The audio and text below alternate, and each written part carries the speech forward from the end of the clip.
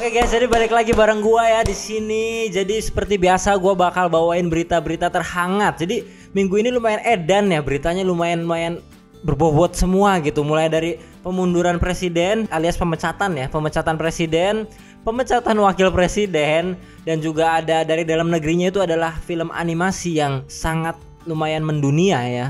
Dan juga ada PHK besar-besaran di kota Cirebon. Oke guys, jadi tanpa panjang lebar langsung aja kita baca berita yang pertama, yaitu adalah dari Korea Selatan ya guys ya. Korea Selatan dengan pemecatan presidennya. Jadi presiden di Korea Selatan itu presidennya dipecat ya, yaitu Presiden Yoon ya.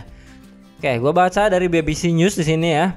Mahkamah Konstitusi putuskan pemakzulan Presiden Yoon terkait dektrit militer. Apa artinya bagi Korsel? Nah gini guys, putusan Mahkamah Konstitusi Korea Selatan yang memakzulkan Presiden Yoon disambut gembira dan kesedihan dari para pendukung Yoon dan penentangnya yang turun ke jalan menjelang keputusan. Hingga kini polisi bersiaga jika terjadi aksi demonstrasi disertai kekerasan. Jadi Presiden Yoon ini dipecat ya oleh MK karena keputusannya terkait dektrit militer ya. Mungkin ya, ini mungkin adalah kenapa bisa dipecat, karena mungkin dirasa kurang pas gitu ya kebijakannya gitu guys. Kita baca lagi ya.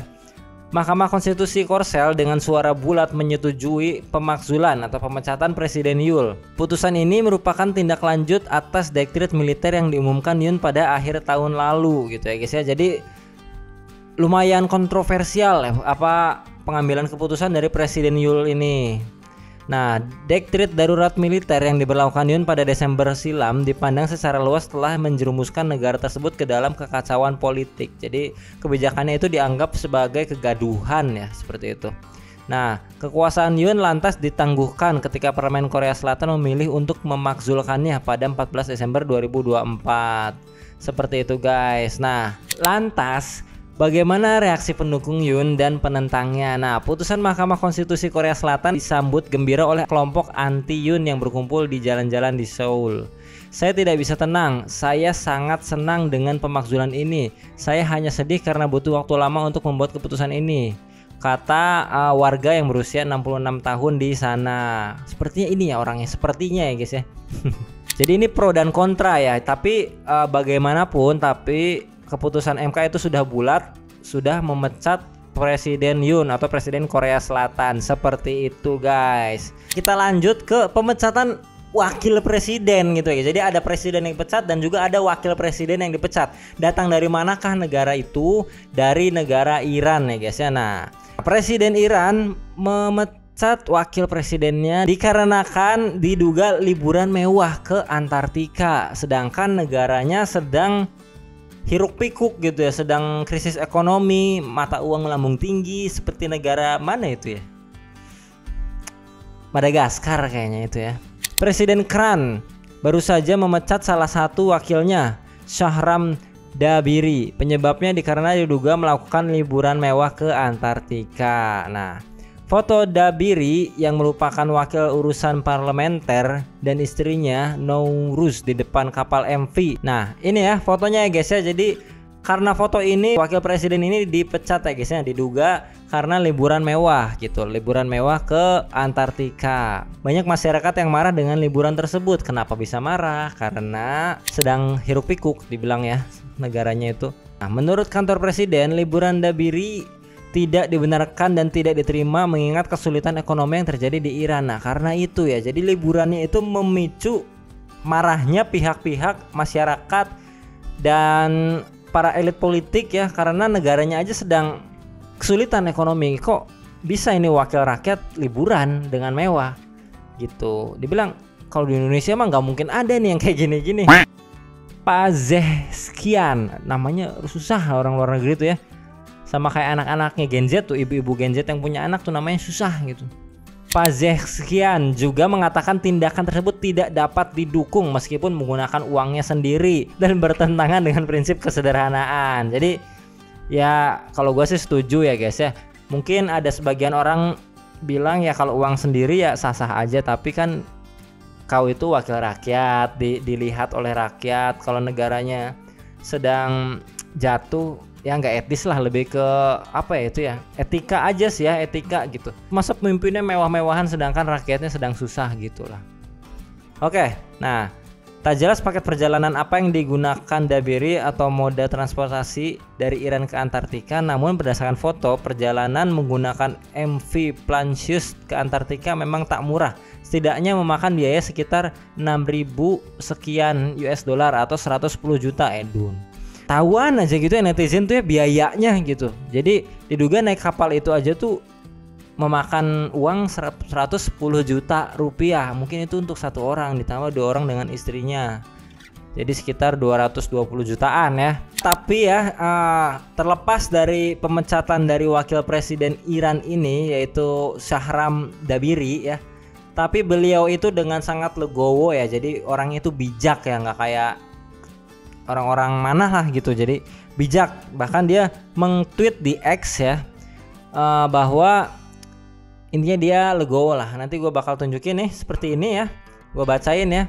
Nah, salam untuk negara Iran, merupakan satu kehormatan besar bagi saya untuk menerima tanggung jawab sebagai wakil ketua Dewan Urusan Kepresidenan atas usulan presiden yang terkasih dan populer. Oleh karena itu, sambil menghargai kepercayaan Dr. Pezaskian, saya mengundurkan diri dari jabatan kepresidenan Dewan Kota Tabriz dan Dewan Tertinggi Provinsi negara ini. Intinya mah dengan legowo, tapi beliau juga menolak bahwa tindakan yang dia lakukan itu adalah sebuah kesalahan, karena tertulis juga di tweetnya dari statement ini, kendati saya tidak melakukan pelanggaran apapun. Nah, terlihat dari statement itu bahwa beliau itu mengundurkan diri dengan legowo, tapi tidak apa ya guys ya, bukan tidak terima juga, tapi ngasih tahu juga bahwa saya tidak melakukan kesalahan gitu loh. Oke, cukup politiknya ya, panas kalau bahas politik itu serem-serem sedep ya guys ya. Kita lanjut dari dalam negeri ya, berita membanggakan datang dari dalam negeri bahwasannya film animasi yang bernama Jumbo ini sudah tembus 1 juta viewers dalam seminggu dan tayang di 17 negara kalau saya tidak salah. Oke, kita baca beritanya ya guys ya. Film animasi Jumbo berhasil menarik 1 juta penonton dalam 7 hari. Wih, keren, mantap ya guys ya. Film animasi yang digarap oleh Rian Adriadi bersama lebih dari 420 kreator Indonesia selama 5 tahun ini berhasil memecahkan rekor yang lama selama 8 tahun dipegang oleh si Juki The Movie, panitia hari akhir 2017 dengan jumlah penonton 600.000 sekian ya. Nah, rekor ini bukan akhir tapi awal dari perjalanan film animasi Jumbo ke lebih banyak hati, di lebih banyak tempat bahkan hingga ke mancanegara, kata produsernya. Seperti itu ya. Ini adalah cerminan dari cinta, harapan dan kepercayaan masyarakat terhadap karya anak bangsa. Nah, film Jumbo ini mendapat banyak dukungan dari penonton dan insan film, memunculkan gerakan promosi buzzer Jumbo gratisan seperti itu. Jadi mantap ya, ini berlomba-lomba dalam kebaikan. Banyak yang memunculkan gerakan promosi buzzer Jumbo gratisan seperti itu guys. Nah, dan ada beberapa artis juga yang ikut serta ya guys dalam pembuatan kartun animasi Jumbo ini. Ada pengisi suaranya itu ada Prince Putirai. Gua kayaknya buruk dalam menyebutkan nama seseorang ya guys ya, susah gitu. Queen Salman, M. Adiat, Yusuf Ozkan, Graciela Abigail, Den Bagus Satrio, Angga Yunanda, Ariel Noah, BCL, Cinta Laura, Aryo Wahab, Resel Armanda, Aci Resti, dan Kiki Narenda. Nah seperti itu guys, jadi banyak juga unsur elemen artis yang masuk ke dalam film ini. Seperti apa sih filmnya? Nih seperti ini ya guys ya. Ini adalah thrillernya guys. Jumbo, lawan kamu tuh gampang, gak mungkin menang lawan kita. Aduh, gendut. Kamu tuh lelet tuh. Dongeng mulu. Bosan. Ngingetin kayak film apa ya ini ya? Kayak film sedikit Adit Sopo Jarwo ya. Tunggu. Buku ini akan selalu nemenin. Tapi karakternya itu mengingatkan sama apa, Russell yang di film Up. Mirip gak sih guys? Nih gambarnya nih. Mirip gak? Kata gua mah mirip. Siapa? Russell, iya gitu. Don sampai kapanpun. Teman-teman, aku bisa pentasin dongeng ini. Seperti itu ya guys ya. Jadi buat kalian yang cinta film Indonesia, boleh tonton langsung di bioskop kesayangan kalian yang terdekat aja guys ya. Seperti itu guys. Oke, kita lanjut guys ke berita yang lumayan wadidaw gitu ya guys ya. Kenapa disebut wadidaw? Karena ini lumayan gokil guys. Gokilnya kenapa di sini ya? Kita baca dan perhatikan baik-baik. Oke. PT Yihong PHK 1126 pegawainya gara-gara mogok kerja. Oke. Dari judulnya sih ini sebenarnya jelas ya, kalau kita punya perusahaan karyawan mogok kerja pasti dipecat lah ya. Tapi kita baca dulu nih. Oke. Dari CNBC Indonesia, pabrik alas kaki di Cirebon, Jawa Barat, PT Yihong Novatex merumahkan 1126 pekerjaannya pada bulan lalu. Menurut pihak perusahaan, PHK dikarenakan aksi mogok kerja yang dilakukan buruh. Pertanyaannya adalah, kenapa buruh bisa mogok kerja? Nah, seperti itu ya. Kita cari tahu di artikel ini. Oke.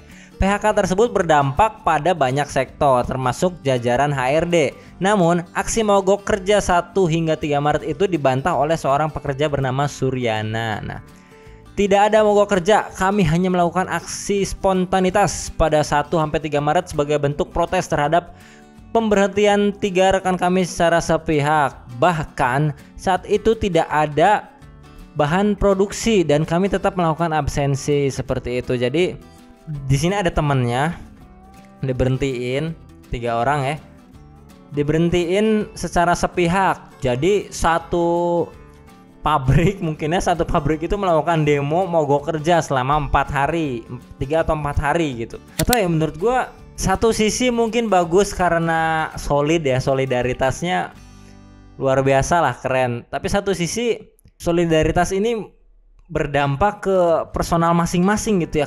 Karena kan kalian itu apa ya, misalkan taruhlah kalian itu kepala keluarga kerja gitu ya. Kalau di PHK kan bingung gitu, nanti cari kerja lagi, apalagi sekarang sedang susah gitu ya, nyari kerjaan itu sedang susah, ekonomi sedang gak jelas gitu ya. Jadi menurut gua untuk momen-momen sekarang sih lebih baik cari aman lah ya, cari aman gitu. Oke, kita lanjut ya. Menurutnya, tindakan PHK hanya akal-akalan perusahaan untuk pengangkatan karyawan sesuai dengan UU Ketenagakerjaan. Dia juga membantah adanya pesanan yang dibatalkan seperti yang disebutkan perusahaan karena aksi yang dilakukan buruh. Nah, padahal tidak ada pesanan yang benar-benar dibatalkan. Kami curiga ini hanya akal-akalan perusahaan. Nah, jadi terbagi 2 opini ya di sini. Opini yang menyudutkan perusahaan menyebutkan bahwa ini tuh semua akal-akalan perusahaan aja gitu, biar emang sengaja pengen PHK banyak orang gitu. Kalau memang itu kenyataannya sih parah ya, PT ini parah gitu. Tapi ada juga opini yang menyebutkan bahwa ya pekerjaannya yang kacau gitu, ngapain mogok kerja gitu kan. Seperti itu. Sekarang lu mogok kerja 3-4 hari di perusahaan internasional lah ya kasarnya, ya pasti dipecat lah gitu. Seperti itu ya guys ya. PHK massal itu akhirnya membuat para buruh melakukan aksi unjuk rasa. Aksi tersebut dilakukan di kantor Bupati Cirebon. Apa ya guys ya, ini lumayan bingung sih ini. Karena satu sisi tindakan mogok kerja itu merupakan hal yang salah ya, bagaimanapun dilihat dari sudut pandangnya. Tapi kalau dilihat memang ada ketidakadilan dari perusahaan, ya wajar gitu. Wajar kemarahan itu terjadi dan meluap di masyarakat. Seperti itu ya guys ya. Kita lihat ya foto-foto dan videonya. Pihak TKA dengan sengaja mencabut fingerprint agar karyawan tidak bisa melakukan absen masuk. Tuh guys.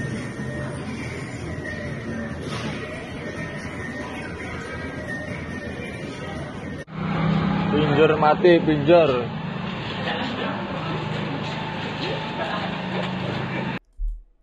Jadi kalau di video ini dilihat emang sengaja dicabut ya sama perusahaan absensinya itu biar karyawan tidak bisa masuk gitu, tidak bisa absensi masuk. Kalau memang itu kenyataannya terjadi sih emang parah ini PT Yihong ya. Parah gitu. Oke guys, jadi beritanya seperti itulah ya guys, kurang lebih. Jadi ada berita politik, ada berita dari dunia film, ada juga berita dari PT Yihong. Jadi berita-berita tersebut ya lumayan lah menambah wawasan kalian lah ya. Gua harap sih seperti itu. Oke, jadi kita bakal intermezzo lah ya, capek gitu bawa berita-berita yang berat gitu. Mending kita intermezzo lihat video-video yang ringan gitu. Oke. Kenapa orang gila kebanyakan laki-laki? Coba tebak kenapa guys? Kita tonton dulu ya. Karena laki-laki kebanyakan tidak pandai bercerita. Betul lah guys ya. Jadi laki-laki itu kurang pandai bercerita. Dan akhirnya dibunuh oleh pikirannya sendiri. So sad sih guys, itu kenyataan yang lumayan nyata ya. Oke, kita baca ya komen-komenan dari warganet ya. Anten Anwar, kalian pernah nggak lihat cewek sendiri tidur dengan laki-laki lain? Pernah, padahal gue udah nabung buat nikah tapi dia tidur sama cowok yang disebut teman. Ini pengalaman gue di tahun 2021. Terima kasih, sad banget sih itu. Ya udah tinggalin aja cewek kayak gitu mah ya, nggak satu lah, cewek nggak satu gitu. Move on gitu ya, move on gitu. Intel itu bener. Bisa jadi intel guys. Jadi ternyata kenapa orang gila itu kebanyakan laki-laki, karena mungkin setengahnya itu intel ya guys. Mungkin setengahnya intel gitu. Jadi harus hati-hati ya. Oke guys, jadi segitu ya berita-berita yang kali ini gue bawain. Terima kasih kalian ya yang sudah menonton sampai habis. Gue harap sih menambah wawasan kalian tentang dunia ini ya guys ya. Mulai dari yang serius-serius sampai yang paling receh nggak jelas gitu. Seperti itu ya guys. Jadi makasih banyak. Pokoknya sekali lagi makasih banyak. Thank you udah nonton sampai akhir dan bye-bye.